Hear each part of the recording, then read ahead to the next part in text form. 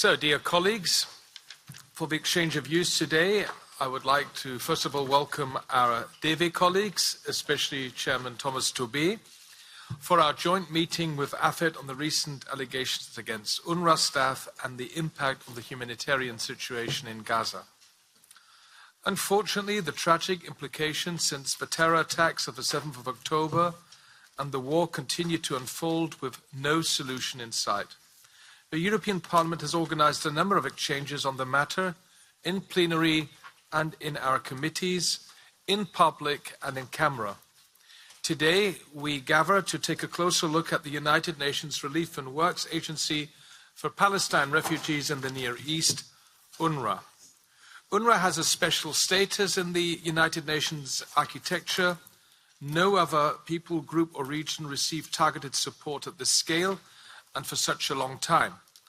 The organization has played a vital role over many years supporting vulnerable Palestinian refugees in accessing vital services. The European Union's annual support to UNRWA, counting top-ups, amounts to over €90 million a year. There is very serious concern about the allegations of UNRWA staff's involvement in the 7th of October terrorist attacks against Israel. We expect UNRWA to provide full transparency on the allegations and to take all immediate measures against staff involved. I hope today's meeting will help us to get some assurances that the issues are being addressed. I now hand over to Thomas Toubé for his introductory remarks. Thank you, David, and welcome, colleagues. Also from the Development Committee, I would like to, of course, welcome our guests to this very important and timely exchange of views. And indeed, the tragic and devastating implication following the Hamas terror attacks on the 7th of October continue to unfold. And of course, we remain also seriously concerned about the humanitarian situation in Gaza. It is extremely important that a swift, safe, complete and unobstructed humanitarian access is secured and that humanitarian assistance reaches the civil population in Gaza. It is also of crucial importance that our partners ensure full transparency and the highest standards of accountability regarding EU financial assistance. The serious allegations regarding UNRWA staff and as well as for the recent reports about the tunnels under UNRWA's headquarters in Gaza. At the informal FSC Dev meeting yesterday, I stressed to the UNRWA Commissioner General Lazzarini that we need clarity. These allegations must be carefully examined, and the same goes, of course, for others to present evidence which needs to be provided. We expect answers. But for today, we now look forward to hearing more from UNRWA and also Commission on this.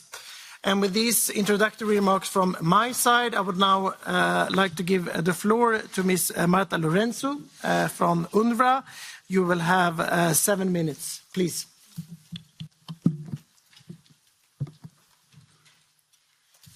Thank you.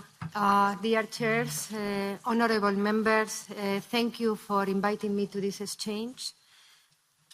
On January 18, UNRWA was provided with information regarding the alleged involvement of 12 employees in the October 7 attacks, which the agency continues to unequivocally condemn. After cross-checking the identities of the 12 individuals against the database of 33,000 staff, the Commissioner General took a firm and immediate decision to terminate the contracts of the 10 staff members who remain alive. While no evidence in support of the allegations by the Israeli authorities have been shared with UNRWA, this extraordinary decision was taken to protect the agency's interests and its vital humanitarian operations. The UN Secretary-General activated an independent, and I would like to repeat, an independent investigation by the highest investigative authority in the UN system. we are cooperating with this investigative team, which is now in the region. Full collaboration by the Israeli authorities is essential for this investigation. Before these allegations were made, UNRWA had already requested a full independent review of the agency to assess its internal mechanisms against possible breaches of neutrality. This review is being led by Madame Colonna, former French foreign minister, who will work with 3 reputable European organizations to complete the review. Like any other UN organization, UNRWA employs robust vetting and due diligence measures. These were confirmed by the recent review conducted by the engineer and also by member states after the 7th of October attacks. We also provide a list of employees to the host authorities in the countries where we operate and to the Israeli authorities. We never receive any complaints, including on the 12 alleged staff members. Today, 16 donors decided to suspend their funding pending the outcome of the investigation. Other donors decided to continue their support. Other donors increased their contributions. Unless suspension decisions are reversed, UNRWA will not be able to run its operations in Gaza and across the region beyond the end of February. This is how serious it is. At a time in which a humanitarian catastrophe is unfolding before our eyes. Let me turn to the situation in Gaza. Reportedly, more than 28,000 people have been killed. 1.7 million people have been displaced, many of them multiple times seeking protection and assistance in our shelters. More than half of the population is now cramped in Rafah, an area that is hosting 6 times more population than before the war. The conditions are beyond words, are appalling. Hunger, disease, and death amidst panic as the conflict is intensifying in the south. There is nowhere to flee. UNRWA is delivering assistance in extremely difficult circumstances. In January, only 16% of missions to deliver aid to the north were facilitated by Israel. Vital materials, including medical equipment and parts to repair water facilities, were rejected. Our convoys to the north have been hit in 3 different occasions. Last time we were able to deliver aid to the north was on the 23rd of January. Allow me to pay tribute to the 156 employees that have been killed and to all UNRWA staff who risk their lives on a daily basis. 3,000 UNRWA staff choose to continue working with unparalleled dedication, providing food, medicines, health, and comfort. Among them, Nasser, who works around the clock, shuttling with his team between the Rafah crossing and the logistic base, where aid is coordinated and distributed to shelters. Dr. Sulafa, mother of 5, who prepares medical packages for the displaced. Honourable members, the ruling of the International Court of Justice mandates immediate and effective action to facilitate the provision of urgently required basic services and humanitarian aid.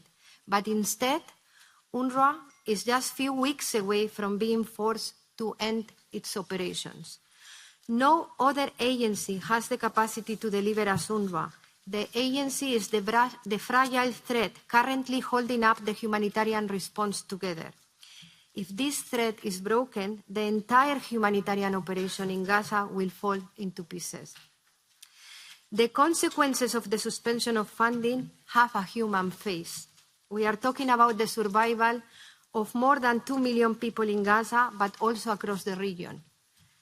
250,000 children are attending our schools in the West Bank, Jordan, Syria, and Lebanon. Cancer patients depend on our support for hospitalization. Newborn babies and chronic patients will no longer have access to treatment. Close to 1 million people in the region, the poorest of the poor, rely on our social safety net and emergency cash assistance. The impact is not just humanitarian. It is being perceived in the region as a withdrawal of international support for a just and peaceful resolution of the conflict. Suspension of our operations in all fields will put at risk peace and stability in the region and the prospect of a transition period, something that our Commission General mentioned yesterday, in which basic public services will need to be restored. Distinguished members, we are grateful that the European Union, our third largest donor, has not suspended funding. We understand the concerns that the serious allegations raise. We have acted firmly, and we are working closely with the Commission. During this legislative term, this House has constantly played a key role in supporting UNRWA. For 75 years, lacking a political solution, UNRWA has worked to fulfill one of the most difficult missions ever entrusted to the UN, that of providing vital government-like services in a region riddled by instability, insecurity, and wars. For 75 years, we have hoped for the day when we could scale back and hand over our operations. But this should not happen due to allegations against 12 individual staff members. This cannot happen in one of the worst humanitarian crises. Until there is a lasting political solution, UNRWA must continue fulfilling its mandate. This devastating conflict, which threatens the wider region and is inflicting immense suffering, must stop. We cannot abandon the people in Gaza. I'm happy to answer any questions that you may have. Thank you.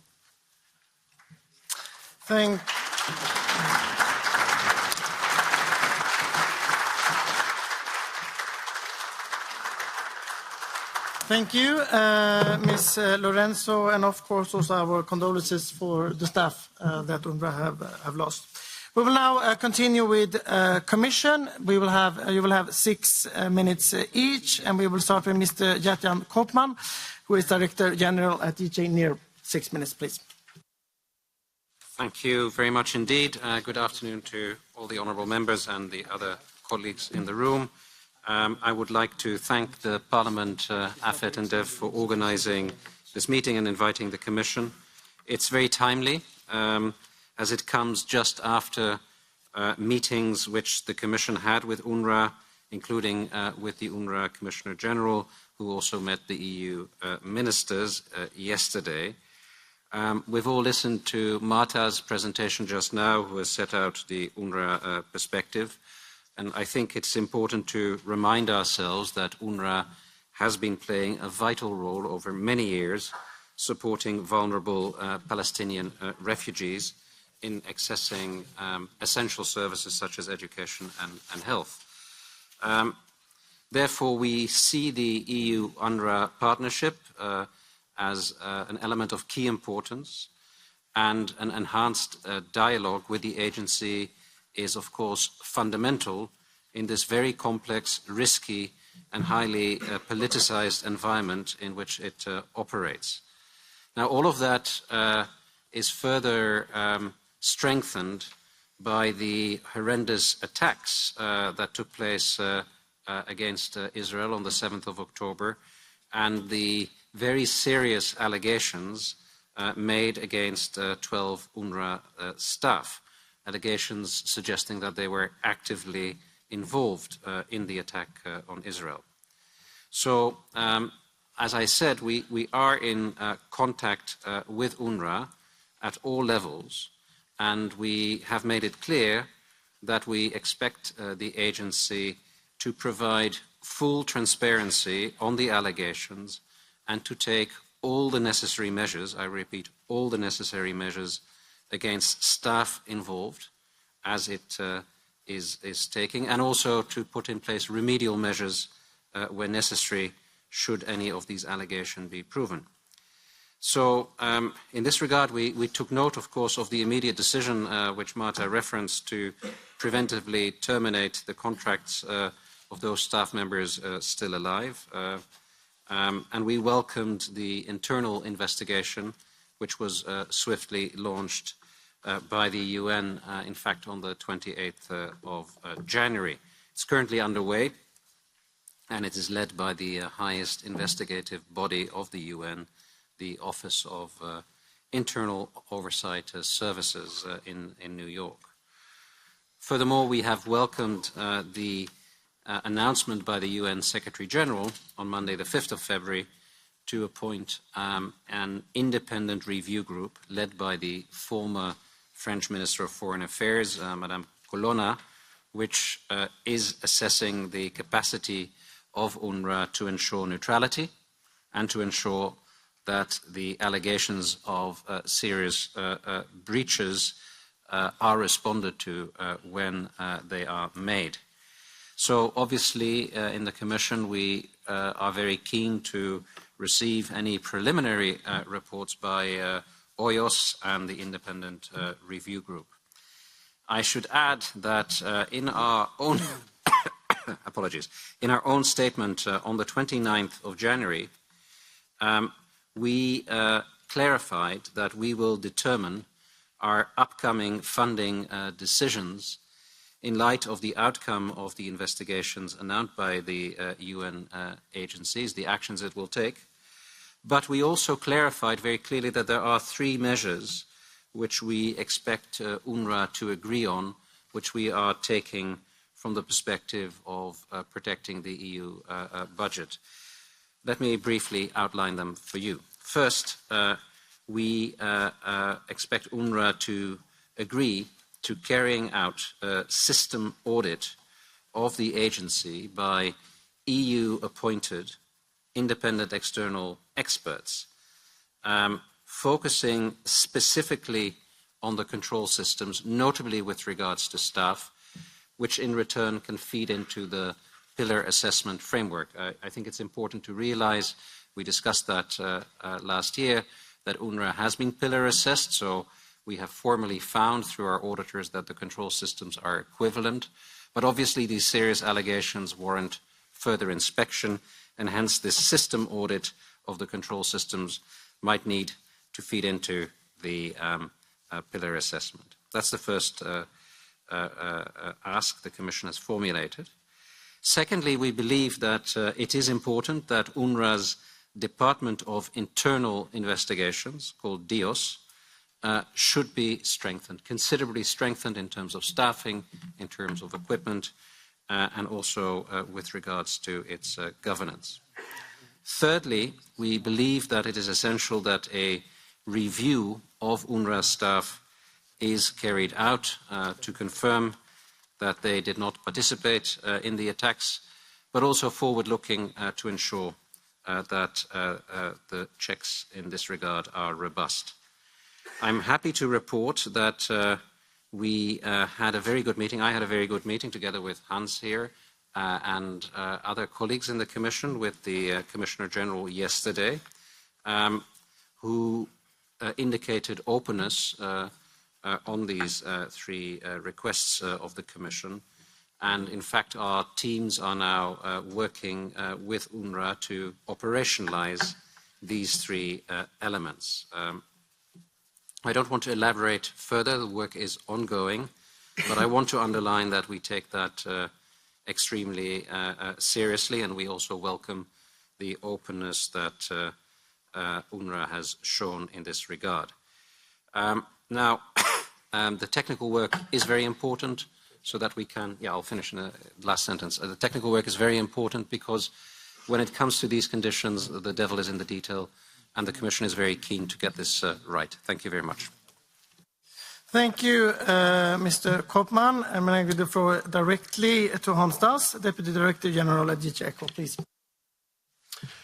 Thank you very much, Chairman, honourable members. Thank you for the opportunity and thank you for the invitation also to DG ECHO. So I will focus entirely on the humanitarian aspects of this. Marta has painted a very bleak humanitarian picture to which I cannot add much. But I nevertheless would like to recall that the humanitarian situation in Gaza is simply catastrophic by all standards. Many hospitals are out of service, extensive destruction of houses and infrastructure, and 80% of the population is displaced. A large part of the population in Gaza is on the brink of famine, and there are growing outbreaks of communicable diseases. Situation in and around Rafah is particularly worrying today. with huge numbers of displaced civilians concentrated in a very small area. And the number of civilian casualties that are being reported is simply alarming. 70% of casualties right now are women and children. It's important to recall the obligation on all parties in this respect to protect civilians and civilian infrastructure in line with international humanitarian law. Obviously, the intensity of the conflict greatly affects and undermines the ability of our humanitarian partners to reach people in need, and that's why you will hear the Commission continue to call for rapid, safe and unhindered humanitarian access and aid to reach those in need. I must say that aid flows into Gaza remain highly insufficient at this moment in time. In terms of the EU response, I want to recall that the EU has made over 200 million available in humanitarian funding for Palestine since the beginning of the present crisis and delivered over 1,600 tons of in-kind assistance. Coming to the issues related to UNRWA then, allow me to say first of all that within the context we just described, it is imperative that humanitarian aid to Palestinians in Gaza and the West Bank continues unabated, as was also stated very clearly in the Commission statement of the 29th of January. And UNRWA happens to be the backbone of the humanitarian response in Gaza. It is supporting basic needs for IDPs in UNRWA-run shelters. It is providing health support. It's ensuring access to wash for many IDPs.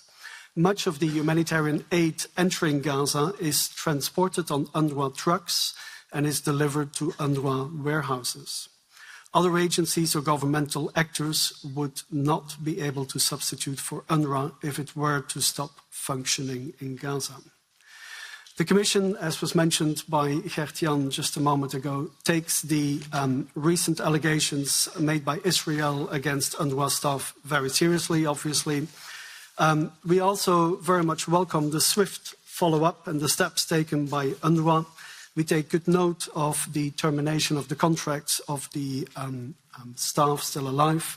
We welcome the information that was provided by UNRWA. We welcome the launch of the investigation by the OIOS, as well as the rapid appointment by the UN Secretary-General of an independent review group to assess whether UNRWA is doing everything within its power to ensure neutrality and to respond to these allegations that were made.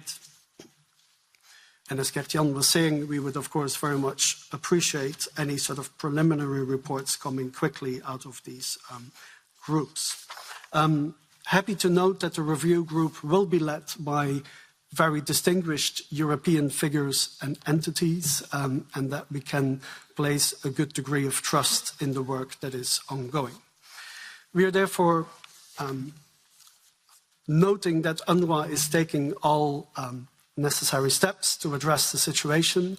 We very much welcome the close dialogue that we are in, and we are confident that UNRWA will provide all of the reassurances needed to donors to allow EU humanitarian funding to continue unabated. I leave it at that. For now, happy to take any questions. Thank you. Thank you, Ms. Lorenzo. Thank you, Mr. Koopman. Thank you, Mr. Das, for your interventions. I will now open the floor for questions. We will start with delegation chairs and special rapporteurs from AFET and DEVE, and afterwards I will give the floor to members from AFET and DEVE committees. Already we have a list of more than 20 colleagues who want to take the floor. So you will understand that I have to be very strict on the time. 2 minutes for the rapporteurs, and the delegation chairs is 2 minutes and not a single second more. Before I give the floor, just one information to everyone in this room. Following an established rule we have for the plenary sessions, declarations of support for contributions from speakers in form of applause is reserved for members only. I now give the floor first to our chair of the relations with Israel and the AFET standing rapporteur for Israel, Mr. Lopez Isturiz White, but I don't think he's with us. Then I now give the floor to the DEVE standing rapporteur on humanitarian aid, Carlos Zorinho. 2 minutes. Thank you, Chair. Como se não bastasse uma guerra altamente... Well, as we know, the lethal war in Gaza after the Hamas attack, now we have the serious allegations against UNRWA staff who allegedly participated in the attack. Investigations have been opened, but that's absolutely vital for international donors that UNRWA does in fact look into these issues, because without UNRWA it will be difficult for other institutions to act on the ground. Since the start of the conflict, UNRWA has been working on the ground providing emergency humanitarian aid in spite of all of the difficulties they suffered. And as the standing rapporteur from the European Parliament for humanitarian aid, we do need to ensure that no more women, children, civilians die in Gaza. They need us. Now, in this transition period, then we have to look at the measures that UNRWA has taken. There's no doubt that what they do on the ground is vital in terms of providing wash services to hundreds of thousands of people, even millions.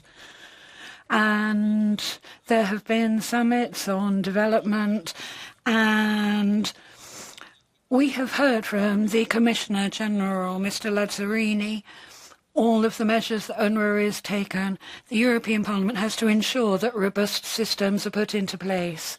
What we have to have at the heart of our activities is ensuring that UNRWA can continue its work. Thank you. Thank you, Carlos. The Chair for Relations with Palestine, Mr. Manu Pineda, is also not here. So I now give the floor to the AFET Standing Rapporteur for Palestine, Ms. Evin Inchia. 2 minutes. Thank you very much, chairs. I want to start up with saying thank you to UNRWA for the very important work that you are doing. Colleagues, 28,000 Palestinians, it's not only a figure, but real human beings, most of them women and children, has lost their lives as a consequence of the Israeli government's bombing of every millimeter in Gaza. What we are talking about today is the core of what makes us human. Do we really believe in defending all civilians, or do we not? Do we believe that also the Palestinian lives matters? If the EU and the member states believe that also Palestinian lives matters, and if we really believe in international law, then the contribution, the financial support to UNRWA should continue. I must say that I'm very much ashamed of the member states that have suspended their financial support to UNRWA, especially during a time where UNRWA is more than ever needed. And also especially when the allegations have not been proven. As far as I have heard until now is that there are no proof for these allegations. So I would like to actually turn to the Commission and ask, is there any proof that you have been provided with? Because this feels like a Kafkaesque situation where there are allegations, but there are no proof. Then you expect UNRWA to act on allegations without proof. I must say that I'm very shocked about the whole situation. However, if there are proof, then of course there needs to be robust actions taken, because terrorism must be combated everywhere at any time. But right now there are allegations, no proof, and then we expect UNRWA to act on allegations without proof. This is shocking. Thank you, Ms. Inchia. I now give the floor to the Chair of the AFET Working Group on External Financing Instruments, Mr. David Lega.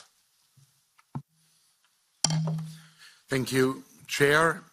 Director Lorenzo, I apologize for being blunt, but straight to the point, but I know you know that we have limited speaking time. So, to summarize, highly credible reports have shown that UNRWA staff participated in the horrible terror attacks committed by Hamas on Israel on October 7. And in the UNRWA staff Telegram group, staff members have celebrated these attacks. And the reports also show that 1,200 members of UNRWA's employees are members of Hamas or Islamic Jihad. Recently, we have also learned that Hamas has built tunnels underneath the UNRWA headquarters in Gaza, and that the energy for those tunnels are powered from UNRWA headquarters. I have never heard about a larger failure regarding any humanitarian project. The Palestinians in Gaza need our help. They need an organization that provides food and clean water, not one that participates in terror attacks. They need an organization that provides shelter, not one that is busy celebrating these attacks, an organization that helps the people in need, not an organization that has over 1,000 of its employees being members of terrorist groups. So my question to you is, if this is proven to be true, do you still think that UNRWA should continue to operate? If yes, how much more does it take? When is the limit reached? Do you have a limit? And if no, what organization would you recommend to replace UNRWA in a sustainable way? And Director Lorenzo, I expect a serious answer to my questions, because the European Union, as we know, is one of the largest donors to UNRWA, and we deserve honesty. Thank you. Thank you.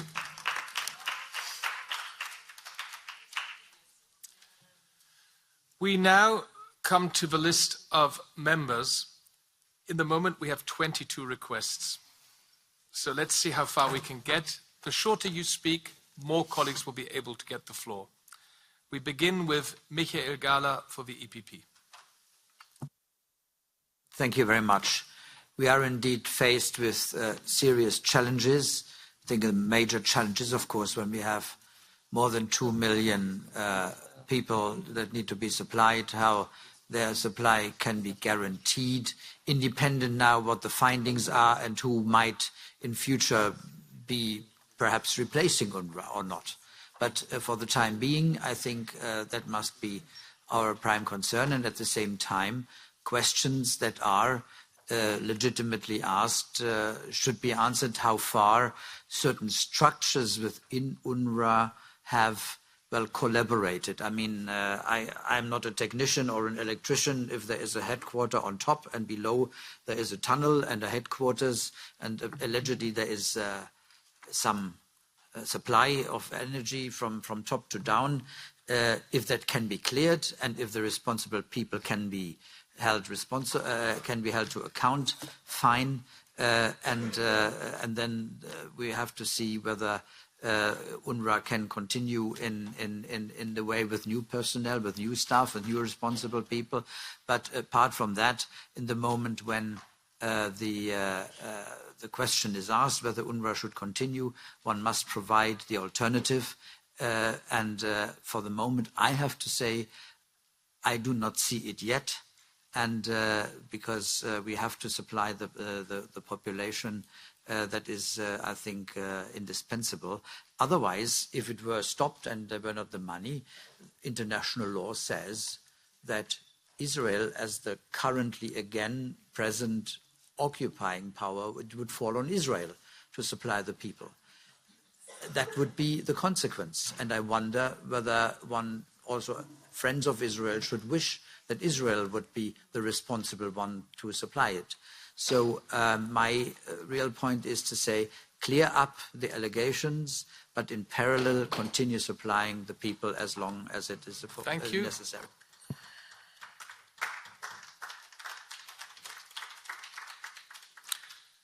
So we will now move on to the first speaker for the DEVE committee, EPP. Mr. Hilvin is not here. It's Ms. Benteler replacing him. Yeah, thank you very much, Ms. Lorenzo. I'm a little bit astonished that by your presentation, because you're wondering why important donors are withholding their money. It's not only about 12 people being investigated. There's much more. There are tunnels, there are hostages being found in refugee camps done by UNRWA. So what I absolutely miss, you are just reacting. There is no self-criticism. There's no proactive approach. I mean, you are questioned on substance. So I'm really wondering about your presentation. It was very short, just reactive. So I really can encourage you and just enlighten you about the discussion which is ongoing in Germany, which is really tough. to be more proactive and be more self-critical in this regard, because this will not fly, this approach. Thank you. Now we come to the two S&D speakers. Who would like to replace Tonino Pizzler from AFET? You have to agree among each other. I don't want to interfere. Maria Arena, Nacho Sanchez Amor, Ms. Gonzalez. I'm taking this. Okay. Nacho? Thank you. Gracias. Thank you very much. I understand the concern, the seriousness of this, and the fact that UNRWA has to do what it has to do. Let me recall that the names of the people who've been accused of taking part in the attack did in fact pass an Israeli screening exercise, not just one carried out by UNRWA, but also an Israeli screening. And their information was passed to Israel as well. This is 0.04% of UNRWA's staff. And the result is that we stop providing funding to UNRWA because 0.04% of their staff has been provisionally found guilty of a crime.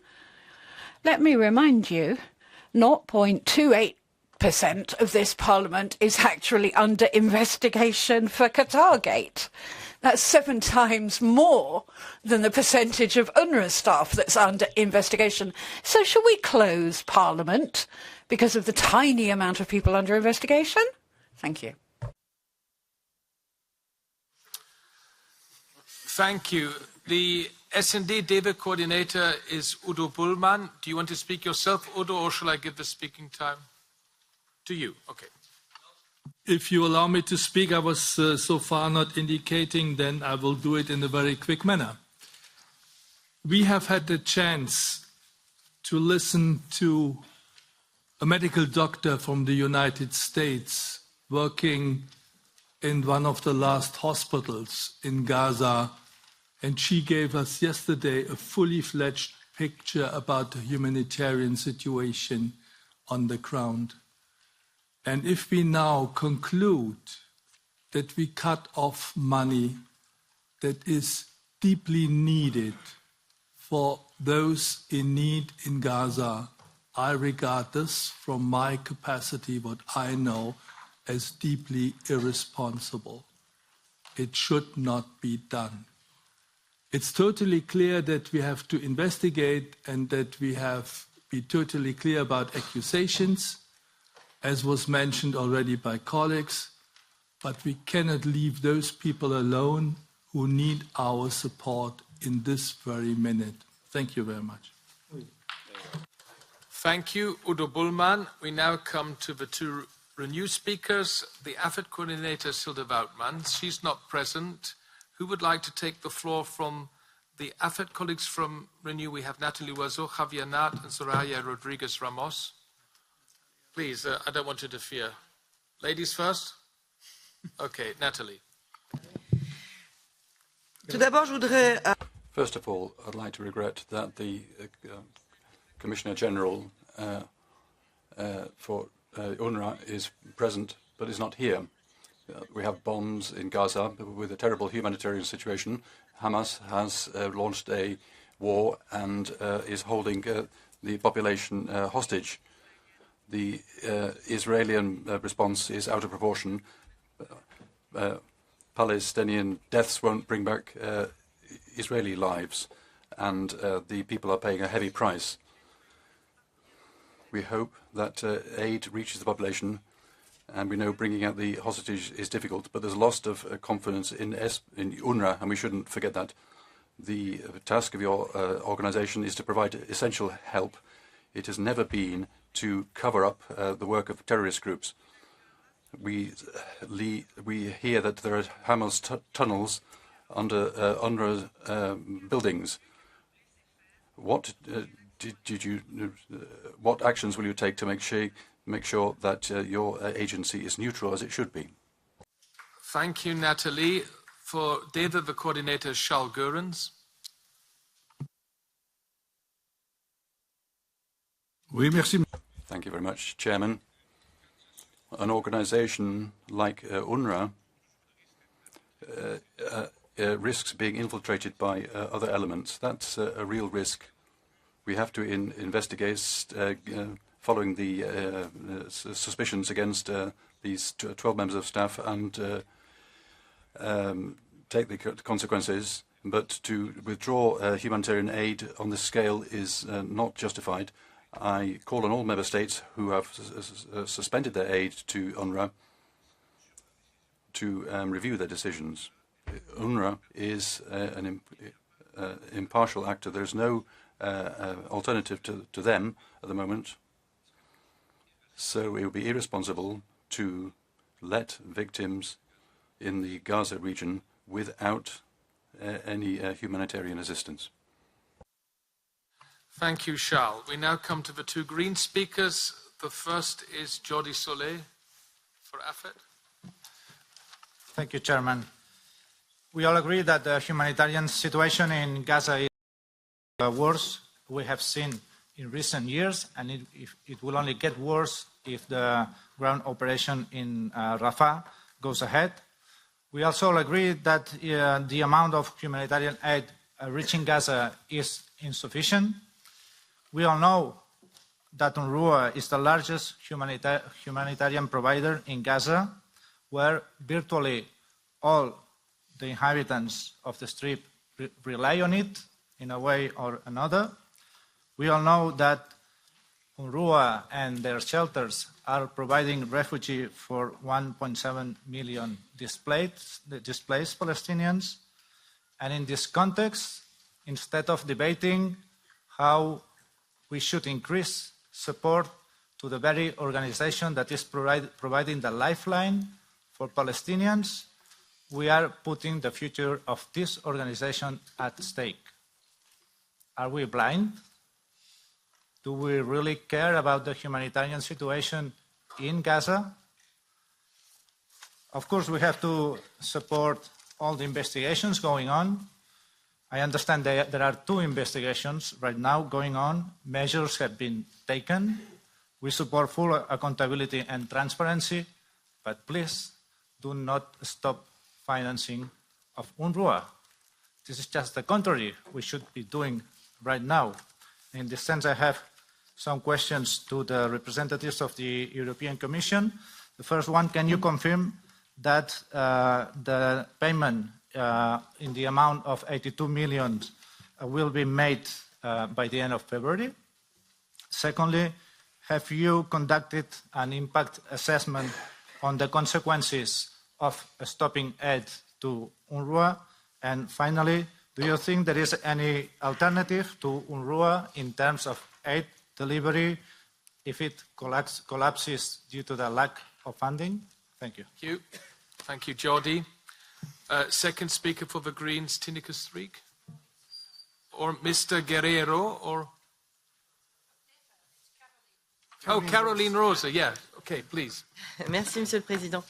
Thank you, Chairman. I would like to point out that the offensive of Israel on Rafah, the main entry point for humanitarian aid, this means that the humanitarian situation could get worse and further population displacement against international law. The ICJ a couple of years ago authorized access to humanitarian aid and basic services for Palestinians and forbade any incitement of genocide. And now humanitarian aid is vital, and UNRWA is the keystone and is irreplaceable. Following the allegations against UNRWA staff, there's an investigation which is ongoing, which is independent. It's inadmissible that part of the international community, several countries, including France, have decided to suspend aid. It's positive for me to see that a number of countries and the EU are trying to maintain their financing. I have a few questions. I'd like to know what will be the length and the extent of the inquiries into UNRWA. Has Israel provided the necessary intelligence and will it cooperate? What will be humanitarian consequences of a collapse of UNRWA in the region in the context of an offensive on Rafah? And to the Commission, have you asked the proof from Israel against UNRWA stuff. What will the Commission do diplomatically and practically on the ground to make sure that humanitarian aid from the EU enters Gaza and is distributed appropriately? Thank you, Madame Rose. For the ECR, it's Bert-Jan Roysen. Dank u wel, voorzitter. Thank you very much, Chairman. I don't understand that the European Union hasn't stopped its financing towards UNRWA, because what has been said that UNRWA is involved with Hamas. There's more and more proof being provided. There's pictures of celebrations. My question to Mrs. Lorenzo, what do you think of these pictures? What measures are you taking? Have you taken measures? And UNRWA staff that are members of Hamas, the idea that 10% of UNRWA staff are members of Hamas. What do you think about that? How can you make sure that all contacts to Hamas are broken? Will you wait until the final report, or will you take measures before? And then school books, it has been said that they are full of anti-Semitic elements. What measures will you take? Will you make sure that those books are withdrawn? And then about tunnels under the UNRWA headquarters. Have your staff know nothing about these data centers? I'd like to have more information on that. Vielen Dank, Herr Kollege, für die ID. Thank you for the ID group. Mr. Zimniok. Ja, danke, Chair. Wir sprechen hier. We talk about humanitarian aid. Yes, it is a humanitarian disaster taking place, but there are several aspects to this, and we must look towards UNRWA. And if we have reports in newspapers, if we believe those at all, the Wall Street Journal says that 10% of UNRWA staff are on the payroll of Hamas or Islamic Jihad. Or we also hear that 3,000 members of staff have close links to Hamas. We have a telegram action where there was funds collected for these actions. The list is long. Is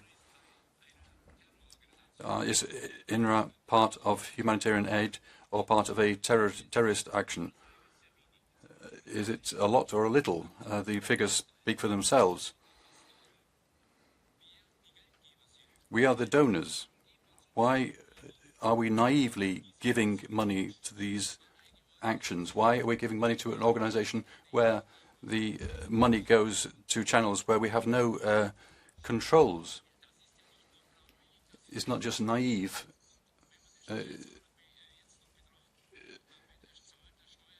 And the taxpayers at the end of the day are paying for terrorist actions.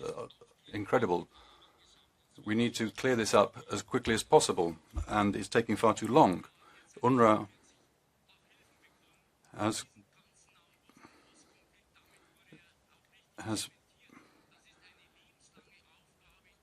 got maintaining this conflict going on since 1948, and that must come an end to this.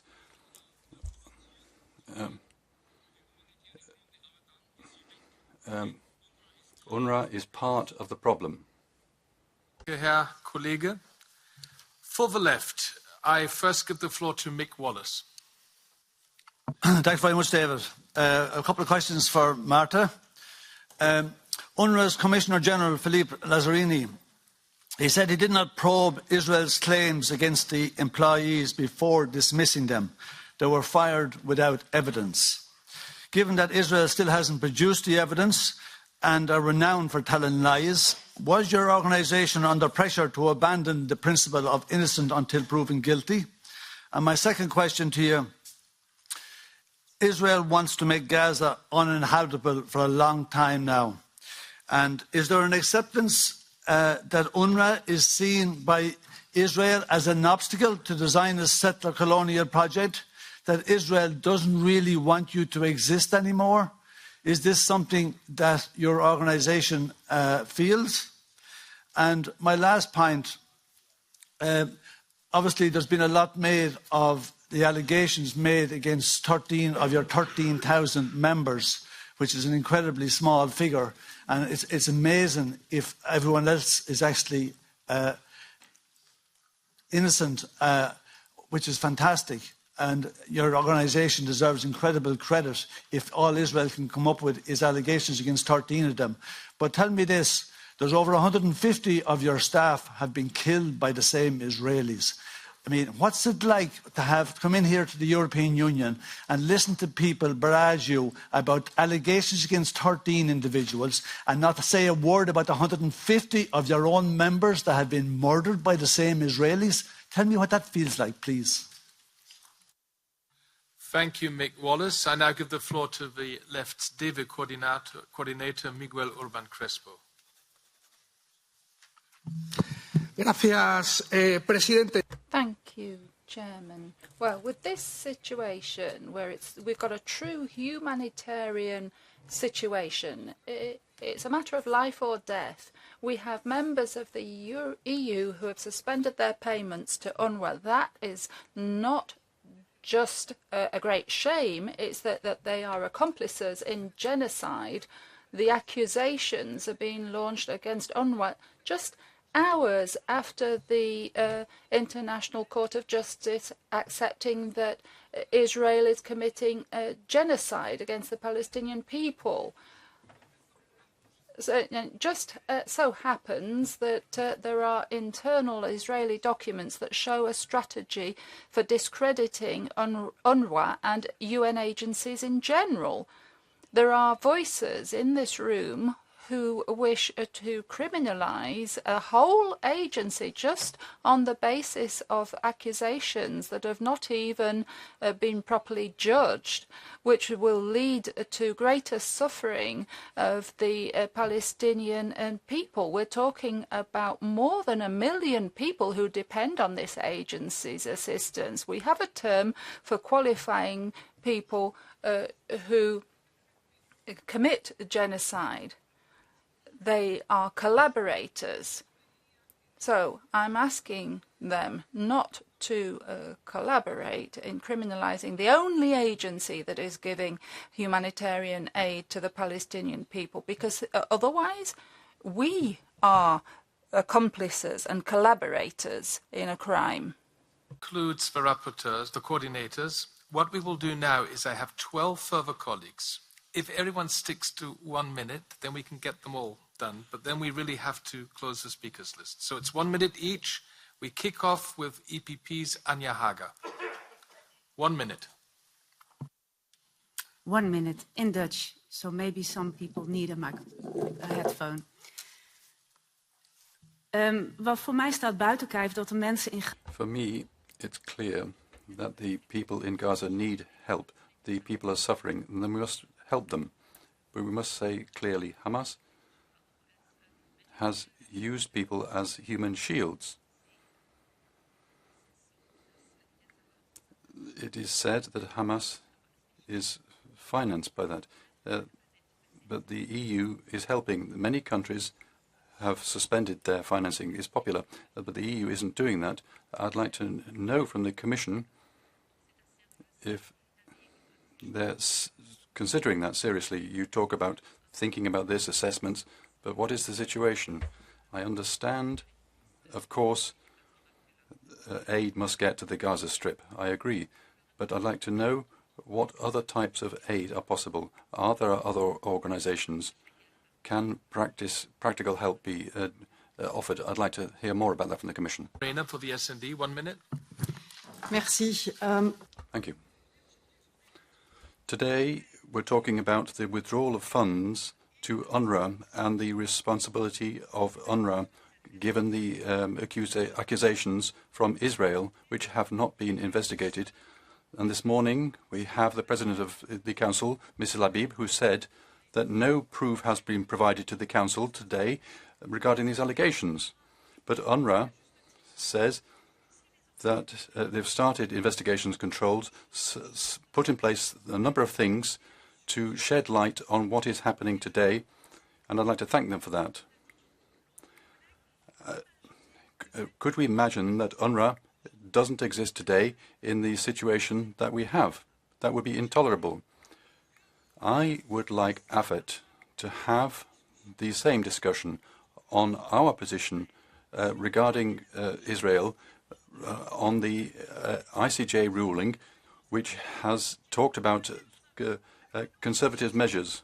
Will we suspend the agreement with Israel because of the ruling by the ICJ? Next is Barry Andrews for Renew.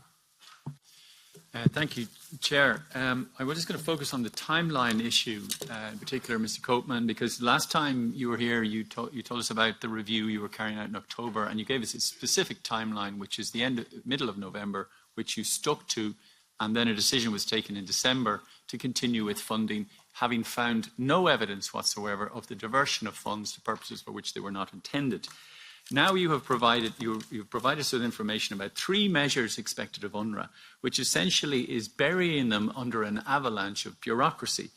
First of all, you're requiring a systems audit by EU experts focused on staff. And as Mr. Sanchez-Amor has already said, all of those names were provided to the Israeli authorities in May 2023. You've also required that the Department of Investigation in UNRWA should be strengthened with what? 7 out of 10 of their main funders have now suspended or announced a decision to defer suspending. And you've required a review of UNRWA staff to confirm non-participation. Let's not forget that only 12 members of staff were identified by one of the most sophisticated surveillance organizations in the world, the Israeli Defense Forces. And now you expect UNRWA to carry out an investigation of all of the remainder of its 13,000 staff. Thank you, Barry. Next for the Greens, Tineke Streek, 1 minute. Thank you very much. I must say that the allegations to UNRWA seem to distract us from the ICJ provisional measures that ordered substantial more relief to the Gazans. And the cynical result of these allegations now is that the funding has only decreased because of the cuts of many countries. So I would like to know from the Commission, also as a follow-up to the ICJ ruling, has the Commission decided to substantially increase the funding? Has it put more pressure on the Israeli government as an occupying power to substantially increase the funding and to make sure that this humanitarian aid is granted to the Gazan people? And is the Commission intending, or is it doing already, putting pressure on the member states who have decided to suspend the funding to reverse these policies? Thank you. Thank you, Tineke Streek. I now give the floor to Claire Daly. 1 minute. Thanks very much, Chair. I think all the speakers have said that humanitarian aid and basic services cannot be delivered to Gaza without UNRWA. And in the context of the ICJ ruling then in terms of unimpeded access to humanitarian aid, have you sought legal advice regarding complicity in the crime of genocide for all of those who have ceased their funding to this area, which, as you've said, is on the brink of famine? Secondly, could you spell out the fact, I think you've all said that nobody has actually seen any evidence at all of the allegations. Could we make that clear? And presuming that that is the case, have you asked Israel why they produced this allegation just immediately after the ICJ, when supposedly they were in possession of it for a very long time? And given that you've put very strenuous demands on UNRWA, I'd like to know what demands you put on Israel. Most particularly, have you raised the fact that they have obstructed the delivery of 84% of aid by UNRWA in advance of this situation or these allegations, and what have you asked them to do? Thank you. Next for the non-inscrit, Antoni Comín y Oliveres. 1 minute. Thank you. Sí, sabemos que la UNRWA es la Yes, we know that UNRWA is the only agency there in situ. It's if there is no humanitarian assistance provided by UNRWA, then who's going to do it? No one. So obviously we understand the concerns about participation of UNRWA members in the attack, but there's no link between that, no proportionality between that and cutting off funds. Cutting off funds will cost human lives. It's a decision which has concrete consequences for innocent people. So can the Commission confirm the 88 million to be allocated by the end of February? States of the EU that have cut off funding to UNRWA should reactivate it immediately. It's not logical that we cut off funding to the entire agency just because of these 12 individuals. Juliana Zofko's next. Right, I have a question for Mr. Koopman. Mr. Koopman, this is not the first time that UN has compromised itself, first with General Secretary Guterres, who became very ideological in this case instead of being playing his role as a true UN General Secretary. And as we are financing, I think, 30% for UNRWA, for this agency, how can we redirect this aid to have some certainty that we are not using UN compromise channels until the United Nations is having thorough investigation of its people, services, what they are doing. And it's not the first scandal. I said again, we had a scandal in Bosnian war, we had a scandal with them everywhere. So it's not the first scandal of United Nations, but I think that Guterres should step down, because he really blew the chance in this historical period to do preventive diplomacy in this case. Thank you. Thank you. Next for the S&D, Ms. Gonzalez. Gracias, Presidente. Thank you, Chairman. Well, first of all, thank you to the more than 3,000 UNRWA staff who are still putting across some European solidarity. We're talking about many lives, women, children. Do they concern us? If they do, we need to give our support to UNRWA. Perhaps we need to cast a glance towards Israel and its non-respect of certain agreements. We, the EU, should maintain and even increase funding of UNRWA. This is a campaign which cannot lead us to being accomplices of millions of people not receiving aid.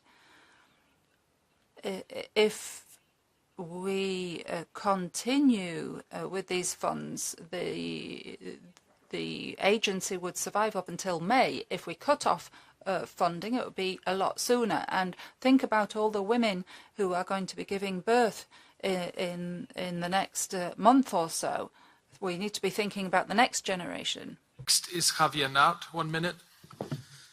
¿Conoce la Comisión la The Commission, are you aware of the conference on the 28th of January in Jerusalem, where 11 ministers said that displacement brings peace? You remember the proposal from the Foreign Affairs Minister about putting 2 million Palestinians on an island offshore?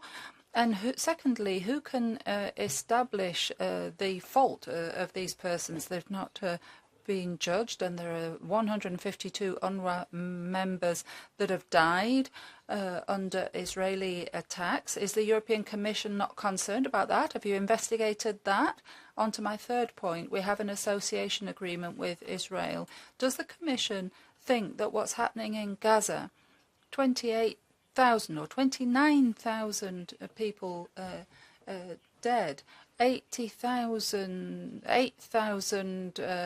missing, is that democratic conduct under Article 2? Thank you. Next is Mr. Guerrero. Thank you very much, Chair. On the allegations, I thank you the UNRWA clarifications, and we hope for the clarification also of the investigation, but I would like to go to the facts. 156 members of the UN were killed. Only 6 units of health of the 22, if I'm not mistaken, of UNRWA are working. A lot of schools have been bombed and destroyed. And so this poses a question. Should we also make an investigation? This question is for the Commission. Should we also make an investigation on the destruction of these infrastructures? Because this is also EU funds. And I see a lot of colleagues worrying about the misuse of EU funds. This is also EU funds. So we should also have an investigation. And if so, if we have an investigation, if the donors should be refunded, if there's a proven fact that these were deliberately destroyed, not helping those who are most in need, there are Palestinians. And also regarding UNRWA, thank you for all the work, because it's a life situation, and we should continue the support of UNRWA, financing more, not less. Thank you. Thank you. Our final 2 speakers. First, Anna Michelle Asimakopoulou. Thank you very much. No question about the humanitarian crisis and how bad it is. Apparently, there's some questions about whether these allegations are true. That's valid. I mean, we obviously want to get to the truth. But I can't imagine these are not allegations that somebody took the humanitarian aid and sold it on the black market so there can be restitution, like Mr. Koopman said. What's restitution for participating in one of the worst massacres that have ever happened? Restitution to whom and what? So let's see if they are true. I'm going to move to the next step right away. Suppose we find out, if we find out that it is true, that there's 12 people who participated and 10% of the staff is somehow involved with Hamas, and 3,000 people were clapping, and there's tunnels under UNRWA, then what? Nothing? Nothing? I'm the one who said we need to put conditionality on textbooks. Nothing if this is all true? Thank you. Thank you. And finally, Soraya Rodriguez Ramos. Gracias, Presidente. Thank you, Chairman. I'd like to ask Mr. Koopman. Once the ICJ said that it was plausible that genocide is being committed in Gaza by the Israeli government and adopted provisional measures to protect the civilian population, have you been in contact with Israeli authorities to see how they are enforcing those measures?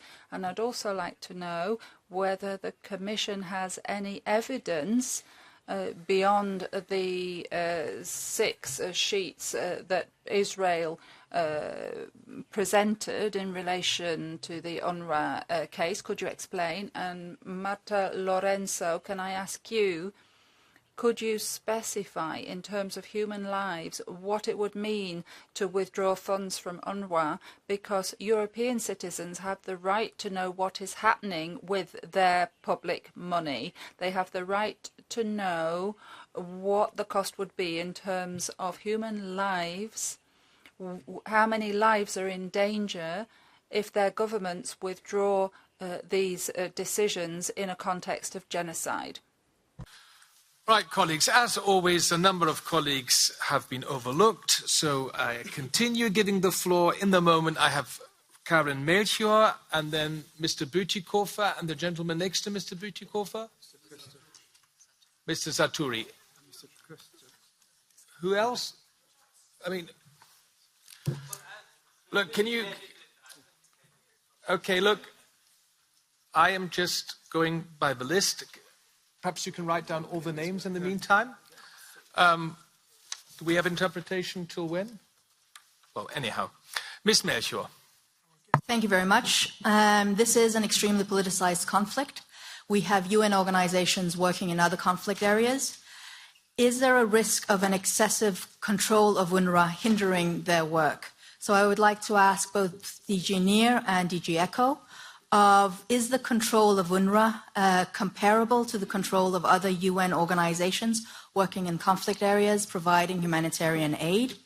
And I would like to ask UNRWA, Madam Lorenzo, does UN organizations have investigatory powers to investigate parties in a conflict in areas where the UN is providing humanitarian aid? Because a number of colleagues have asked why UNRWA has not been doing this. Thank you. Thank you. Next is Mr. Köster. Thank you very much, Chair, for giving me the floor. First of all, I would like to underline there are really serious accusations against UNRWA. These allegations, although they are not proven, cannot be underestimated. We need a full and comprehensive inquiry. It is obvious that UNRWA must change something. Sustainable reforms for the organizations are needed. My key question is, how could the organization of the United Nations like UNRWA ensure the delivery of vital goods to the Palestinians without cooperating with Hamas? And how can this problem be managed? And is it possible that UNRWA does not know anything about the tunnels, although they were built under UNRWA schools? A human solution is needed, where the Palestinians can be provided with the necessary goods, but it must be excluded that UN organizations are involved in any terror attacks or terror organizations. Israel must respect humanitarian law. Hamas must lay down their weapons and they must surrender to overcome this dire situation. Then UNRWA can do its work. Thank you. Thank you, Mr. Köster. So, we still have Ms. Auken, Mr. Saturi, Mr. Bütikofer. Can I now close the list? No names have been overseen. The list is closed, and don't even come up with an idea to take the floor. Ms. Auken, 1 minute. Thank you very much, and thank you for this debate here. It's very interesting. I just want to stress one point. We got the verdict from ICJ recently, and if you read that in a proper way, it says clearly that Israel should make sure that we don't get any more killings, contribution to the genocide. And it says very clear also that the help must be provided now. And I think that what we are doing, if we are not taking ICJ serious, we are undermining, and I think really that's the stake for the moment, the whole international legal system. I've been contacted from many sides, what is happening in the EU, because it's one of the best things which has happened since World War II is the international legal system, and now we are just neglecting it. Thank you. Thank you, Ms. Auken. Monsieur Saturi. Eh ben, merci de me donner la parole. Thank you.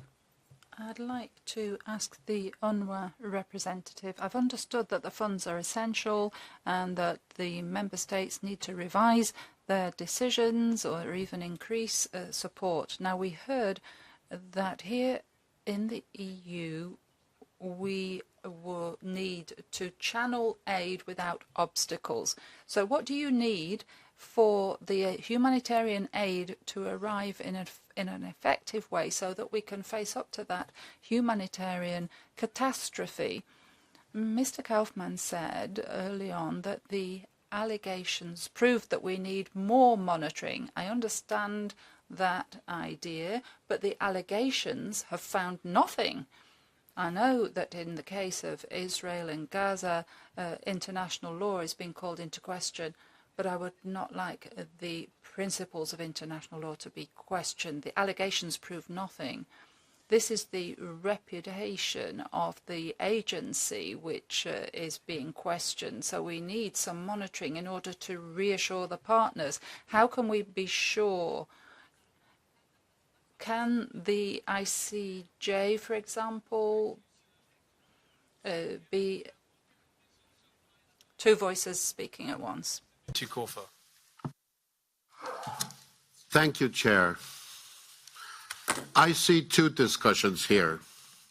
One is about whether we can responsibly argue that the work of UNRWA should be stopped now because of the allegations against the backdrop of the humanitarian situation in Gaza. And there my answer is no.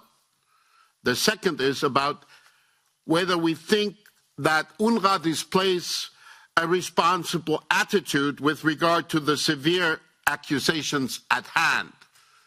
And there my answer is also no. they display the same kind of self-righteous reactiveness that they have displayed in the past when they were criticized over not being as neutral as they should be. I see no single reason why Mr. Lazzarini, after not having been capable of effectively enforcing a strict line against complicity with Hamas genocidal terrorism, should not draw personal consequences if he wants to support the work of the organization that he has dishonored. Thank you. That closes the list of questions from MEPs. We will now give our guests, of course, an opportunity to give us comprehensive answers. The time is, of course, even the important topic limited. What's the point of order, Mr. Andrews? Given the huge number of questions and the limited time available, could the witnesses undertake to provide written answers to the deputies who've taken the time to prepare their questions so that we will get full answers to this very important issue? Okay. I think it is clear that that could be, if you find that you don't get your answers in the answers, this could be one of the solutions to follow up, of course. But now I would like to give the floor to Ms. Lorenzo for UNRWA. The plan is 5 minutes. Let's see. I'll do my best. First of all, thank you to all that have shown support to the agency. I will definitely convey this message to these 13,000 staff members in Gaza that are working with dedication. I also want to thank to those of you who have doubts on the agency for asking these questions. It is important that we are given the space to clarify.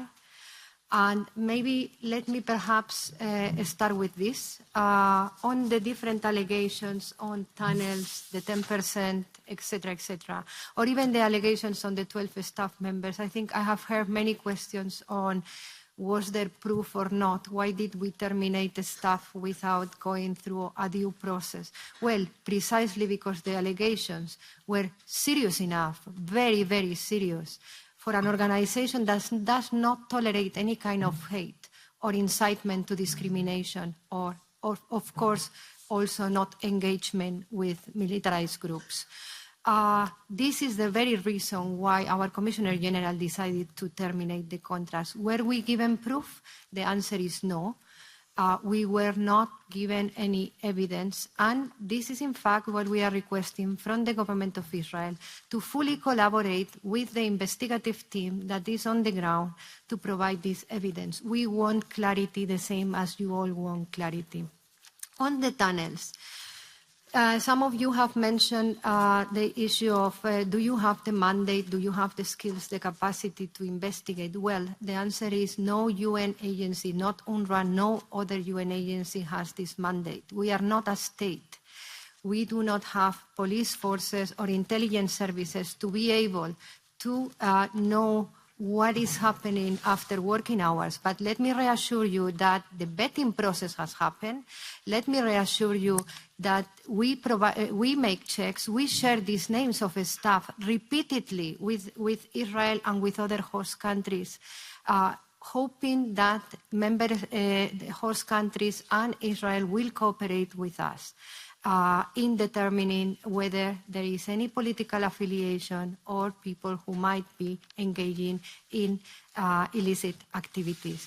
We have done this repeatedly, and these 12 names, as I said, were in the list that was shared. Many of the reports that you are reading are the same reports that we are reading. We hear in the media.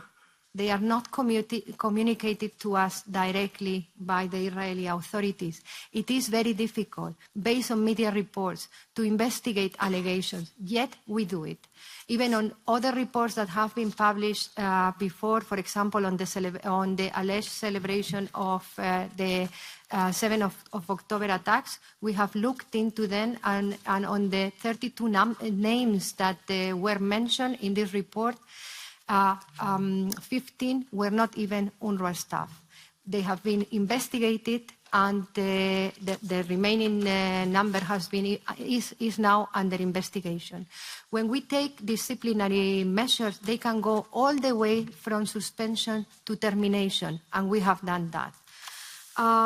This is on allegations. I wish I had more time to go through more details, but maybe it's important to highlight that we operate in a high-risk environment.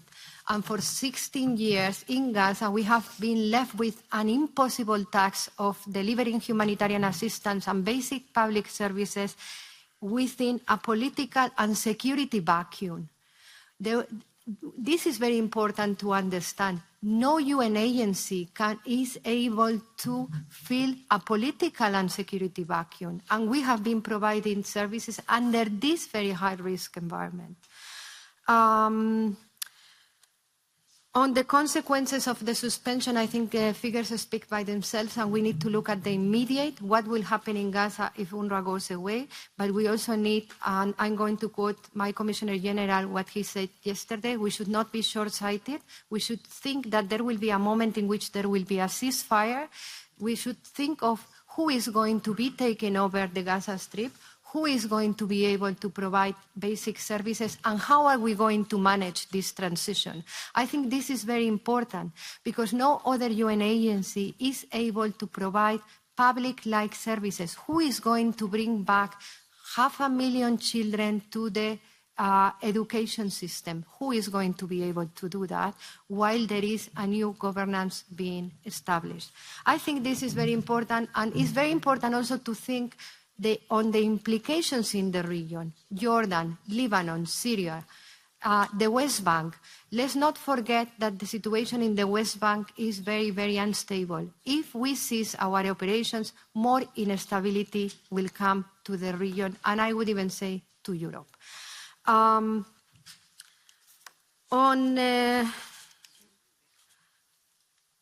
I think there was a question on by when these reports will be available.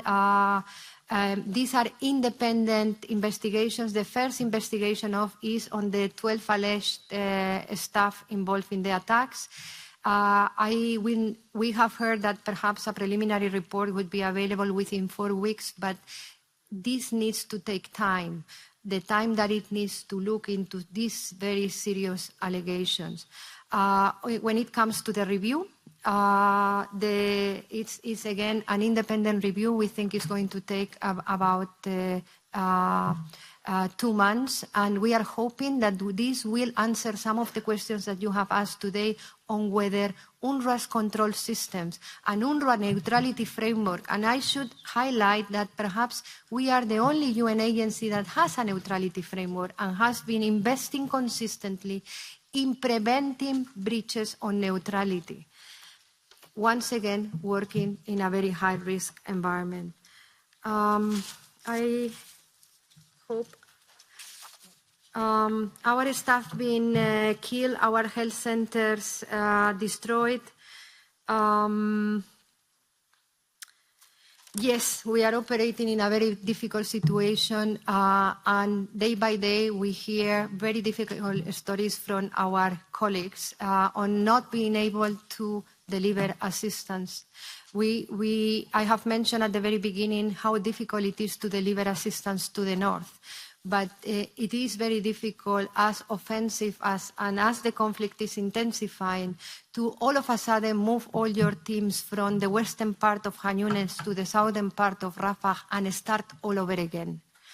Even our own staff do not know whether they would be able to stay where they are, and they have to choose to leave their families behind and come to work, which is not a very easy decision. As I mentioned the example of a mother of 5, she has to leave her 5 children behind to be able to come to work and deliver assistance, and in very, very uncertain times.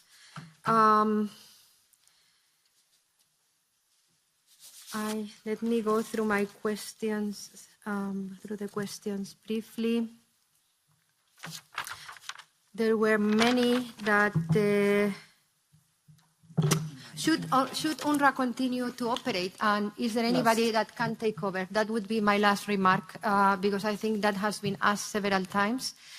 Well, let me tell you what happens, for example, with vaccination today in Gaza. Vaccines enter from Rafah to the Gaza Strip, donated by UNICEF. But of course, UNICEF cannot make them get to the children. It is through the network of the health centers, and it is through the medical teams of UNRWA, the wide network, the 13,000 staff, the infrastructure, the logistics, that we are able to get aid delivered. So it is very important to think that whatever might replace UNRWA will need to have a similar infrastructure, and you will need to be able to have also the local personnel and the community acceptance to be able to deliver aid. I'm going to stop there. I know that there are many questions, and I apologize for those that might feel disappointed because I haven't had enough time to respond to all of you. Thank you. Thank you, Mr. Koopman.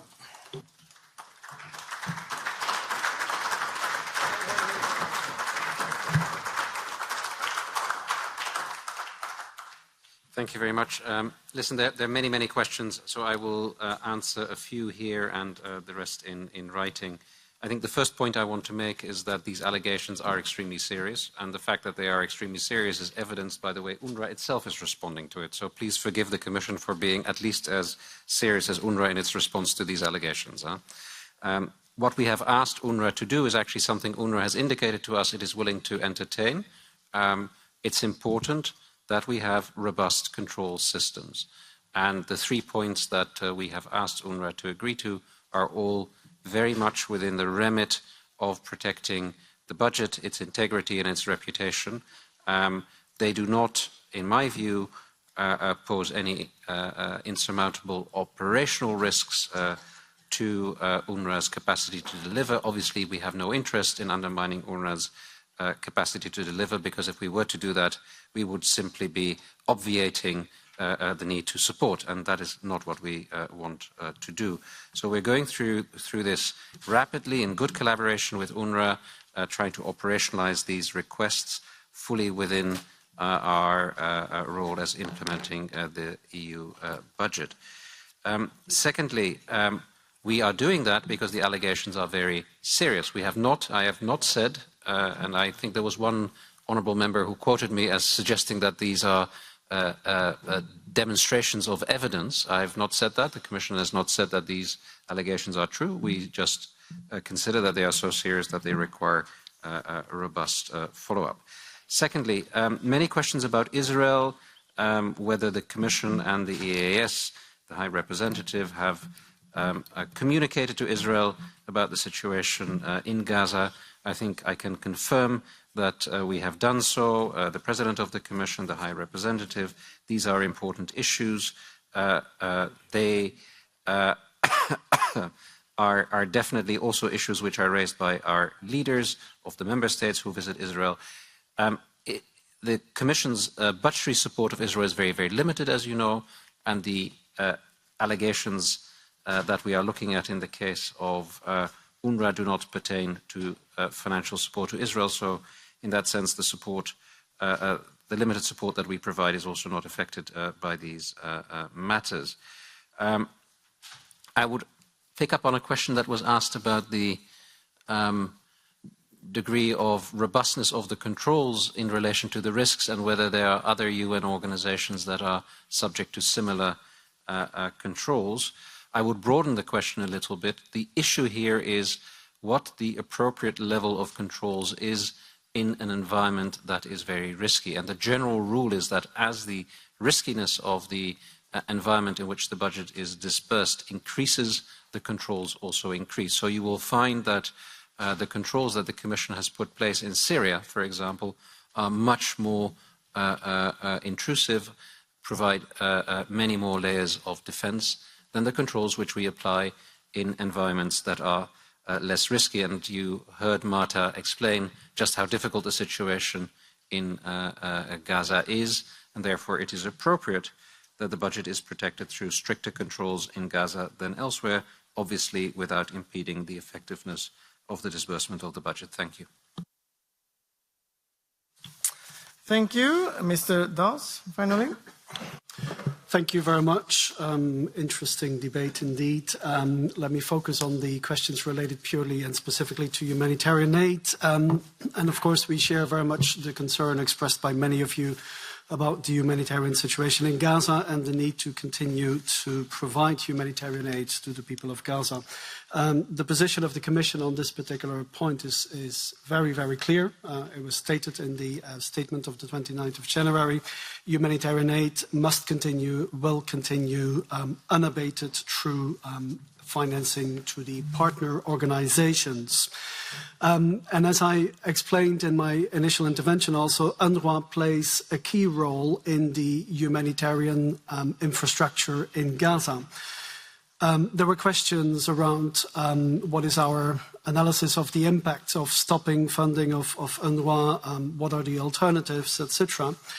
And I can be very honest and open on that. Our analysis is that there is no credible alternative to UNRWA from a strictly humanitarian point of view at this moment in time. That is also the feedback we are receiving from partners on the ground. For the provision of humanitarian aid, UNRWA is the backbone and plays a very important role. Of course, that doesn't mean that accountability should play no role. Obviously, it does, and that's where the dialogue with UNRWA is extremely important. We need to continue that dialogue to restore confidence and to bring all clarity and accountability to allow that indispensable, vital humanitarian aid funding to continue. On the control standards that we apply to UNRWA, I can just add to what Gert-Jan just mentioned, that UNRWA was pillar assessed. That was done in 2022 and a few years before that also. So we are applying the same standards to UNRWA as to other UN and Red Crescent and Red Cross organizations. But obviously, UNRWA is working in a particularly high-risk environment, as they also mentioned themselves. And we're very welcoming of the fact that they are taking a very critical look themselves at how things are being done, setting up all of these audits and investigative bodies. And we're very ready to continue to work with them on that. On the humanitarian side, no payments are due before the end of the month, and we will continue the conversation along the lines I just explained. Thank you very much.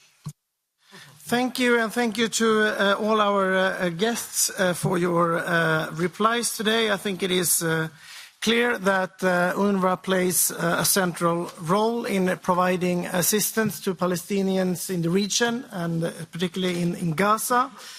It is, of course, important to establish the truth behind the allegation and also have a solid assessment of the allegations of UNRWA. I'll leave it to others to assess the replies. I will not try to summarize that. But with that, we're actually done for today. Thank you. Right, thank you. And to all AFED colleagues, we will continue immediately with the next item on our agenda, item number 11, which will be chaired by Juliana Zovko.